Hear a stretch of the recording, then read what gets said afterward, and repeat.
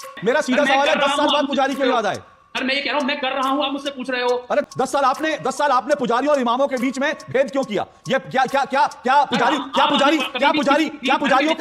पुजारियों की पूजा में उनकी कोई कमी थी कि 10 साल तक आपने उनकी याद नहीं आई? मैं आज पूछ रहा हूं, हम लोग सर्वधर्म सब मैं आपसे, अरे सर्वधर्म, ओके, बहुत अच्छी बात है, बहुत बढ़िया बात है, आप लोग सर्वधर्म संभाव की बात करते हैं ना, और ये सर्वधर्म संभाव है स्वस्तिक को लेकर के, स्वस्तिक जैसे शुभ चिन्ह पर झाड़ू लेकर के पीछे भागना, ये आप लोगों का सर्वधर्म संभाव है?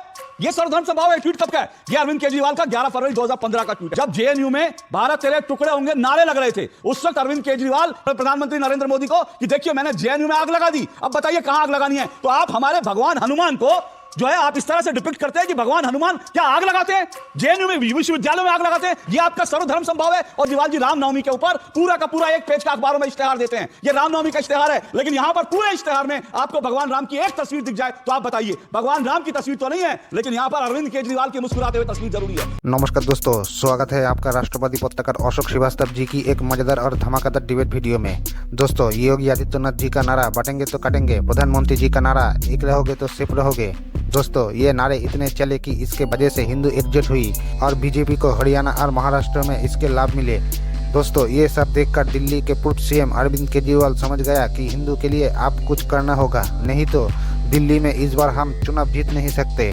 तो दोस्तों, इसी के लिए अरविंद केजरीवाल जी ने पुजारी के लिए भी हर महीने 18,000 रुपए की सम्मान योजना घोषणा किया, लेकिन इमाम सम्मान योजना जो पहले से चल रहे थे उसका लाभ 18 महीने से इमामों को नहीं मिले। तो दोस्तों, आज इसी मुद्दे को लेकर चल रही डिबेट में अशोक श्रीवास्तव जी ने केजरीवाल और उसके चमचे को जो क्लास लगाई है वो देखकर बहुत ही आनंद मिलने वाली है आपको। दोस्तों, आज की ये डिबेट बहुत ही शानदार होने वाली है, आखिर तक जरूर देखना। एंड डिबेट के बारे में अपना क्या राय है कमेंट में जरूर लिख के जाना। चलिए शुरू करते हैं। पंकज पांडे, दस्तावेज तो कोई आपको रखना चाहिए ना। आप लोग तो, मुझे तो आज भी याद है, आम आदमी पार्टी तो, अरविंद केजरीवाल तो हमेशा दस्तावेज साथ लेकर घूमते थे दिल्ली में। जब वो कहते थे कि भैया उनके पास सलमान खुर्शीद के खिलाफ सबूत आ गए हैं, दिल्ली में जब वो कहते थे कि शीला दीक्षित के खिलाफ सबूत आ गए हैं, तो वो फाइलें दिखाते थे, फाइलों का एक ट्रंक लेकर साथ घूमते थे। तो उनके पास तो दस्तावेजों की कभी कभी नहीं होती। तो आज भी एक दस्तावेज तो कम से कम रखना चाहिए था। कौन सा दस्तावेज है जिसमें इस तरह के चर्चा हुई, जिस तरह के आदेश दिए? इस बार तो कोई ट्रंक भी नहीं था दस्तावेजों का। नहीं, मेरे पास एक फाइल है 370 पेज की केजरीवाल साहब की। मैं आता हूं आपकी फाइल पर आता हूं। मैं बड़ी सौम्यता से मैं आपकी बात सुन रहा था। मैं ये पहली बात तो अशोक जी आपसे पूछना चाहूंगा कि वो जो 15 लाख रुपए आए थे आपके अकाउंट में, उसमें से आपने बहुत अच्छी तरह स्मार्टली खर्च किया होगा, और आज आपने स्टूडियो में जो गुजरात में सी प्लेन इन्होंने चलाया था, मेरे को लगता है आप उसी से यहाँ पर आए हैं। क्या चलाया था? सी प्लेन चलाया था ना इन्होंने जो, है ना? मुझे लगता है आप आज उसी स्टूडियो में, आप उसी सी प्लेन से आए हैं। दिल्ली में मैं यमुना पार रहता हूं, तो मैं यमुना में बोटिंग करते आया हूं। यमुना में इस वक्त, अरे सर, आपने मेरे से पूछा, मैं सी प्लेन में, मैं यमुना में जो फेरी चल रही है ना, बड़े बड़े जो शिप चल रहे हैं जो केजरीवाल जी ने चलाए हैं, मैं उन शिप में बैठकर आया हूं। सभी ने वो 100 स्मार्ट सिटी के अंदर सभी ने एक एक फ्लैट बुक कर लिया होगा, और वो तो आपकी बुलेट ट्रेन चल रही थी ना, वो तो मेरे को लग रहा है कि कई चक्कर लगा चुकी होगी, आपने देख लिया होगा, है ना? हम उसके साक्षी हैं। मैं कह रहा हूं, झूठ का पुलिंदा तो भाजपा के, मैं कहता हूं मैनिफेस्टो पूरा झूठ का पुलिंदा है, और ये हमसे उम्मीद कर रहे हैं। अरे भाई, आपको तो चुल्लू पर पानी में डूब मर जाना चाहिए। आपने एक भी अपना वादा कौन सा पूरा किया, मुझे बता दीजिए। आप हमसे हिसाब पूछ रहे हो। अब सुनिए, एक मिनट, आपके कहीं पर भी आप एक मिनट सुनिए, मैं एक मिनट, आपने अपनी बात कह ली, चलिए मैं फिर उस चीजों पर आ जाऊंगा। मैं फिर क्या, एक मिनट, आप उनसे उनके सांसदों का हिसाब पूछ लेना, वो आपसे आपकी पार्टी का, मुझे कोई एतराज नहीं है, लेकिन मैं चाह रहा हूं कि जो आज का विषय संवेदनशील विषय है, और जानते हैं, और सुनिए, एक मिनट, हाँ, तो आपने भी गिनवा दी ना, अब आपने गिनवा दी, अब आ जाइए ना, अब आ जाइए, विषय पर आ जाइए, ठीक है ना? आपने भी गिनवा दी। अब विषय पर आ जाते हैं। मैं फिर पूछ रहा हूं, कोई दस्तावेज कोई आप लोगों ने क्यों नहीं रखा पब्लिक डोमेन में? कोई दस्तावेज है आपके पास? देखिए, दस्तावेज आज माननीय मुख्यमंत्री जी ने एक जो सामने रखा था, जिसके अंदर उन सारे की डिटेल्स थी। आपने, मैं कह रहा हूं, आप रुक जाइए, बहुत जल्दी वो भी सारी सामने आ जाएंगी। अरे तो सामने जब दस्तावेज होता तब प्रेस कॉन्फ्रेंस कर लेते। अरे बहुत सारे मंदिरों को तोड़ा गया है, बहुत सारे मंदिरों को तोड़ने की तैयारी है। अच्छा, कौन से मंदिर तोड़े गए बताइए? अरे आपका ये शनि मंदिर जो है विनोद नगर के अंदर था। अच्छा, कब तोड़ा गया और वो किसने तोड़ा? अरे सर, आप मुझे बताइए, कौन तोड़ता है? रिलीजियस कमेटी किसकी है दिल्ली में? दिल्ली में रिलीजियस कमेटी किसके अंतर्गत आती है? सर, रिलीजियस कमेटी पहले 1 साल से पहले दिल्ली सरकार के अंडर हाँ एग्जैक्टली, बिल्कुल सही आपने कहा, आपने बिल्कुल सही कहा तो मुख्यमंत्री जी ने पंकज पांडे जी, आपने बिल्कुल सही कहा। 1 साल पहले, और मुझे अच्छी तरह से याद है, 2 साल पहले चांदनी चौक में हनुमान मंदिर तोड़ा गया था, मुझे अच्छी तरह से याद है। 2 साल पहले चांदनी चौक में हनुमान मंदिर पे बुलडोजर चला था, और तब आपकी कमेटी थी। इसीलिए मैं कह रहा हूं, जो मंदिर तोड़े गए उनका डिटेल सुनिए, सुनिए सुनिए सुनिए मेरी बात सुनिए। मंदिर तोड़ने के डिटेल में पंकज पांडे जी, मंदिर तोड़ने के 1 मिनट रुकिए, मंदिर तोड़ने के डिटेल में जाएंगे तो फंस जाएंगे, इसलिए मत जाइए। मैं आज पूछ रहा हूं, हम लोग सर्वधर्म सब मैं आपसे, अरे अच्छा सर्वधर्म, ओके, बहुत अच्छी बात है, बहुत बढ़िया बात है। आप लोग सर्वधर्म समभाव की बात करते हैं ना। अब सुनिए 1 मिनट, आरपी सिंह जी रुकिए, ये सर्वधर्म समभाव वाले हैं भाई। नहीं वो ठीक है, वो आप कहिएगा सर, मैं कहूंगा तो वो मैं कहेंगे कि एन करके वो बोल रहा है, वो आप कहिएगा जो समर्थक है नहीं है। लेकिन आप लोग सर्वधर्म समभाव के समर्थक है ना, तो मुझे आप ये बताइए, ये सर्वधर्म समभाव है? ये सर्वधर्म समभाव है? हिंदुओं में स्वास्तिक का मतलब जानते हैं आप? हिंदुओं के लिए स्वास्तिक चिन्ह का मतलब क्या होता है? ये सर्वधर्म समभाव है कि झाड़ू लेकर के एक आदमी हिंदुओं के जो शुभ लाभ का चिन्ह होता है, हिंदुओं के लिए सबसे पवित्र चिन्ह होता है, अरविंद केजरीवाल उसको ट्वीट कर रहे हैं, और यह सर्वधर्म संभाव है। स्वस्तिक को लेकर के, स्वस्तिक जैसे शुभ चिन्ह पर झाड़ू लेकर के पीछे भागना, यह आप लोगों का सर्वधर्म संभाव है?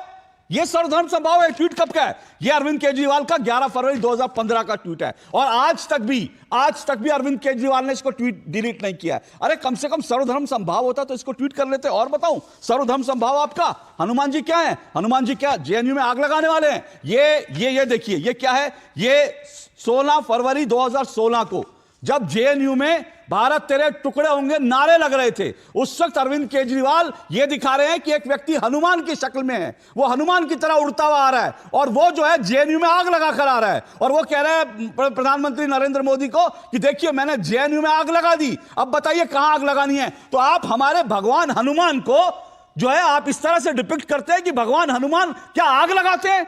जेएनयू में, विश्वविद्यालयों में आग लगाते हैं? ये आपका सर्वधर्म संभाव है, और ये आपका सर्वधर्म संभाव है। ये अरविंद केजरीवाल जी रामनवमी के ऊपर पूरा का पूरा 1 पेज का अखबारों में इश्तेहार देते हैं, ये रामनवमी का इश्तेहार है, लेकिन यहां पर पूरे इश्तेहार में आपको भगवान राम की एक तस्वीर दिख जाए तो आप बताइए, भगवान राम की तस्वीर तो नहीं है, लेकिन यहां पर अरविंद केजरीवाल की मुस्कुराते हुए तस्वीर जरूरी है। तो ये जो है रामनवमी पर आम आदमी पार्टी जो विज्ञापन जारी करती है, आप हमें बता रहे हैं सर्वधर्म संभाव। तुम्हें शर्म है? कुछ शर्म आया है? सर मैं ऐसे अगर सबूत निकालने लगूंगा ना तो फिर बहुत मुश्किल हो जाएगी। आपने कहा कि आप लोग सर्वधर्म संभाव वाले हैं, तो ये छोड़िए, विषय पर आइए। सर्वधर्म संभाव की बात मत कीजिए, आप विषय पर आइए। ये अचानक से जो हिंदू हिंदू होने लगा है, ये क्या है? और मैं अपनी ओर से बताता हूं, फिर आप जवाब दीजिएगा। और मैं दर्शकों को यह बता रहा हूं, देखिए दरअसल इस देश में इस साल एक बहुत बड़ी डेवलपमेंट हुई है, और वो डेवलपमेंट क्या हुई है?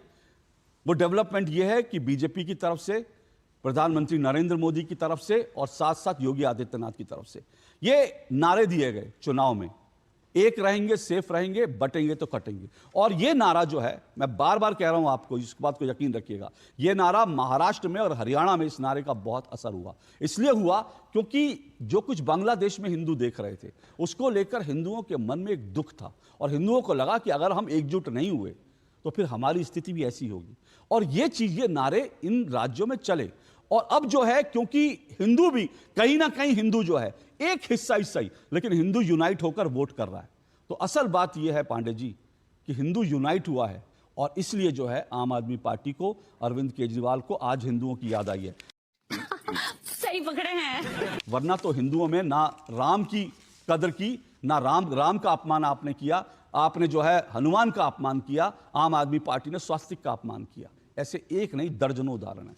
अब आप बोलिए सर, ये तो एलिजिबल ही नहीं है बोलने। मैं आपको अभी आपके पास आ रहा हूं, ये तो एलिजिबल बोलिए नहीं है। पांडे। सर ने बोल दिया कि हम एलिजिबल ही नहीं है बोलने के लिए। नहीं, मैंने आपको उनको रोक दिया, उनका मत है। एक मनीष जी रुक जाइए, मनीष जी रुक जाइए, मनीष जी मैं आऊंगा आपके पास, मनीष जी मैं आऊंगा। नहीं, ये शोर मचाने आए हैं, मनीष जी ये शोर मचाने आए हैं।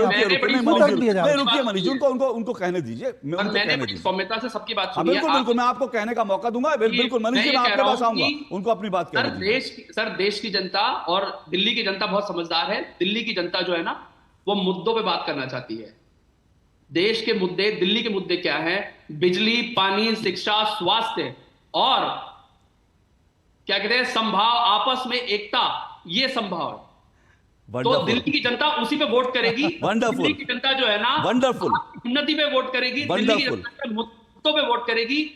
दिल्ली की जनता ये कटेंगे बटेंगे भाजपा के प्रोपेगेंडा पे ना कभी जाएगी, ना समझने वाली है, ना कुछ करने वाली। दिल्ली की जनता हमेशा मुद्दों पे बात करेगी। पांडे जी तो फिर आज प्रेस कॉन्फ्रेंस करते ना और करके बताते कि दिल्ली में बिजली कितनी आ रही है। प्रेस कॉन्फ्रेंस करके तो बता दे पानी हम दे रहे हैं। प्रेस कॉन्फ्रेंस करके शिक्षा की बात करते। आज हिंदू मंदिरों की बात आप कर रहे हैं, आज पुजारियों की बात कर रहे हैं। इसीलिए तो मैं कह रहा हूं कि आप लोग, इसलिए तो मैं कह रहा हूं कि आप लोग अगर आपको लगता है कि ये दिल्ली के असली मुद्दे हैं तो मंदिर तोड़ेंगे, पुजारियों को सम्मान ऋषि देंगे, ये सब आज अचानक आपको कैसे याद आ गया? यही तो मेरा आज का मुद्दा है कि अचानक हिंदुओं का चोला पहनकर क्यों आ गया भाई?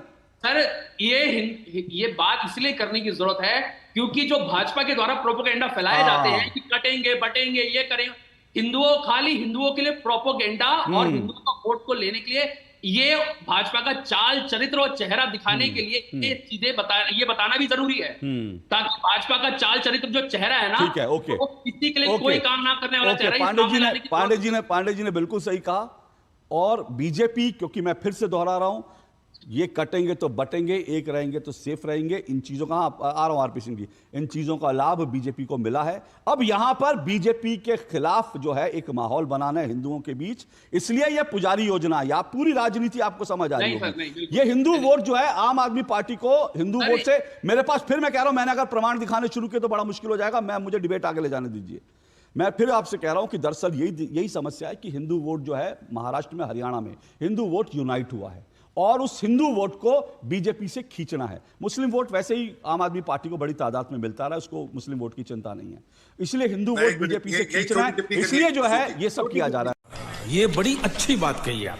दिवाली पर पटाखों पर बैन लगाया गया, दिल्ली के हिंदू कहते रह गए, लेकिन दिवाली पर पटाखों पर बैन लगाया क्योंकि उससे पोल्यूशन होता है। ठीक है, अगर आपको पोल्यूशन लगता है तो ठीक है, बैन कीजिए। लेकिन जब मनीष सिसोदिया जेल से छूटते हैं तो आम आदमी पार्टी के दफ्तर के बाहर हजारों लाखों रुपए के जो पटाखे फोड़े जाते हैं, तब पोल्यूशन नहीं होता। लेकिन दिवाली के पटाखे जो, उनसे पोल्यूशन होता है। पर मनीष सिसोदिया छूटेंगे तो पटाखे बजने चाहिए। वाह, गजब का है। फिर जब बाटला इनकाउंटर हुआ था, आपको याद दिला रहा हूं, दर्शकों को याद रखना और आप जाकर चेक कर लीजिएगा। बाटला इनकाउंटर हुआ था तो अरविंद केजरीवाल भी थे जिन्होंने कहा था कि यह फर्जी एनकाउंटर है, क्योंकि मुस्लिम वोटों के लिए। जब सीए के तहत हिंदुओं को लाने की बात हुई कि सीए के तहत अफगानिस्तान और पाकिस्तान में जो प्रताड़ित हिंदू हैं, सिख हैं, जो वहां पर ईसाई हैं, उनको लाया जाएगा, तो अरविंद केजरीवाल ने कहा था कि इन लोगों को यहां पर क्यों लाना चाहते हो? ये लोग यहां आएंगे तो फिर चोरी चकारी करेंगे, बलात्कार करेंगे। ये हिंदुओं को लेकर अरविंद केजरीवाल के विचार रहे हैं पांडे जी। लेकिन अब आपको हिंदू वोटों की, जैसा मनीष रायजादा करें, क्योंकि अब आपको चिंता इस बात की है कि इस बार चुनाव हार सकते हैं, इसलिए हिंदू वोटों की चिंता हो रही है। बोलिए। देखिए, आम आदमी पार्टी ने ये जो अभी घोषणा हुई है, इसके पहले महिला सम्मान योजना के लिए भी बात करी है। सिर्फ ऐसा ही नहीं है कि सारी इसी चीज में, लेकिन ये एक हिस्सा है उसका। नहीं, मैं पुजारी सम्मान की बात कर रहा हूं, महिला सम्मान नहीं मेरा आज का विषय। पुजारी सम्मान कर रहा हूं। 10 साल बाद पुजारियों की याद क्यों आई? देखिए, पुजारियों की बात करना भी जरूरी है, सभी महिला सम्मान भी जरूरी है, पुजारियों का सम्मान भी जरूरी है, संजीवनी योजना भी जरूरी है, स्टूडेंट की बात करना भी जरूरी है, सभी वर्गों के लोगों को, सभी लोगों की बात करना जरूरी है, क्योंकि सरकार में सभी की भागीदारी है। पांडे जी, 10 साल बाद पुजारी क्यों याद आए? मेरा सवाल फिर वही है। 10 साल तक इमामों को सैलरी मिल रही थी, 10 साल तक पुजारियों को क्यों नहीं? सर, हम तो पुजारियों को दे रहे हैं। मैं कह रहा हूं, भाजपा तो इतने दिनों से है, हिंदुत्व की बात करते करते आज तक तो ये कुछ भी नहीं कर पाए उनके लिए। अरे वो तो ठीक है, वो उनसे पूछ लेता हूं, अब आप सर, आप मुझसे पूछ, मेरी सुन तो लीजिए। अरे वो उनसे पूछ लेता हूं, तो आप अपनी बात बताइए ना। मेरा सीधा सवाल है, 10 साल बाद पुजारी क्यों याद आए? अरे मैं ये कह रहा हूं, मैं कर रहा हूं, आप मुझसे पूछ रहे हो। अरे 10 साल क्यों नहीं करा? नहीं रहे हो क्यों? नहीं, 10 साल क्यों नहीं करा? क्या किया आपने? 10 साल क्यों नहीं करा? मेरा सीधा सवाल है ना। 10 साल आपने पुजारियों और इमामों के बीच में भेद क्यों किया? ये पुजारियों की पूजा में उनकी कोई कमी थी कि 10 साल तक आपने उनके लिए उनकी याद नहीं आई? मैं ये कह रहा हूं, हम तो कर रहे हैं ना। अरे कर कहां रहे हैं? अभी जब चुनाव जीतेंगे तब करेंगे ना। मैं सीधा अच्छा 10 साल का एरियर देंगे? 10 साल का एरियर बनता है उनका पुजारियों का, जो बीजेपी कह रही है। सर, मैं कह रहा हूं, हमने ये सामने आके बात रखी ना। मैं अरे सामने आके बात तब रखिए जब 10 साल से पुजारी मांग रहे हैं कि भाई इमामों को दे रहे हो तो हमें भी दे दो। Yes sir, that is the 10 साल से वो मांग कर रहे हैं। नहीं, अगर मान ली देंगे तो आप उससे क्या सहमत नहीं है? नहीं, मेरे सहमत असहमति का सवाल नहीं है। नहीं, मेरे सहमत असहमत का सवाल नहीं है। मैं तो कह रहा हूं ना, 10 साल पहले देते बहुत अच्छा रहता, लेकिन तब तो आप इमामों को बांट रहे थे।